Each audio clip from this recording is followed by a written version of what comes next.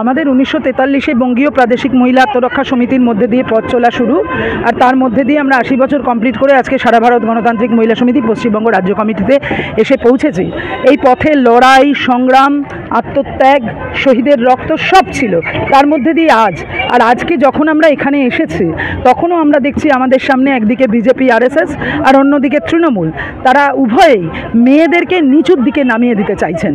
কেউ মনুবাদের নামে মনুবাদের কথা বলে মেয়েদেরকে নিচের দিকে নামাচ্ছেন, আবার কেউ বলছেন বিভিন্ন সময় প্রকল্প ইত্যাদির মধ্যে দিয়ে যে যেন তার মধ্যে দিয়েই মেয়েরা নিচু তলায় নেমে যাবে। তা হয় না, শুধু তার মধ্যে দিয়ে উন্নয়ন তা হয় না, কারণ প্রকল্প দেওয়া সরকারের কাজ, কিন্তু তার পাশাপাশি তার মানেই কর্মসংস্থান করব না তা হতে পারে না।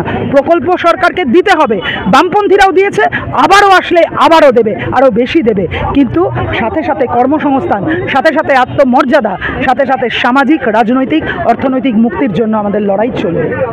তাই লোকসভা নির্বাচনে বিজেপি আরএসএস এবং তৃণমূলকে আমরা পরাস্ত করতে চাই। আর এই আসানসোলে আমরা বামপন্থীদের সমর্থন করি। আসানসোলে আমাদের সিপিআইএমের ক্যান্ডিডেট জাহানারা খানকে কাস্তে হাতুড়ি তারাচিহ্নে ভোট দিয়ে যাতে জয়যুক্ত করেন মানুষ, সে আবেদন আমরা জানাতে এসেছি। রাজ্য জুড়ে যেভাবে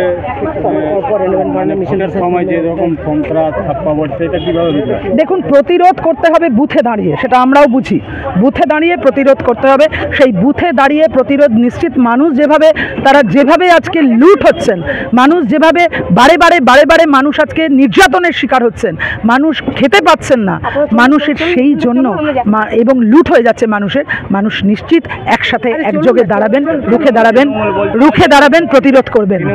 লক্ষ্মী ভান্ডার আমাদের মেন অস্ত্র, কিভাবে এটা তো প্রকল্প দিতেই তো হবে। ওটা কি ওনা দিচ্ছে নাকি দয়ার দান নাকি? সারা দেশ জুড়ে তাকিয়ে দেখুন, কেরালায় দেখুন, দেয় না? দয়ার দান নাকি এটা তো প্রকল্প দিতেই হবে। আমাদের ট্যাক্সের টাকায় আমাদেরকে টাকা দেয়, ওনার কারুর পৈতৃক সম্পত্তি দেয় না, তো এটা দিতে হবে ওদের। আমরা বামপন্থীরা আসলেও বামপন্থীরা দেবে, আরও বেশি দেবে। কেমন রেজাল্ট হবে ভাবছেন? নিশ্চিত ভালো হবে। বিজেপি তৃণমূলকে পরাস্ত করে আমাদের রেজাল্ট ভালো হবে। আমাদের যে কষ্ট বলে তারা মুখে বলছে, কিন্তু আমাদের ঘটনা যে গুজরাটে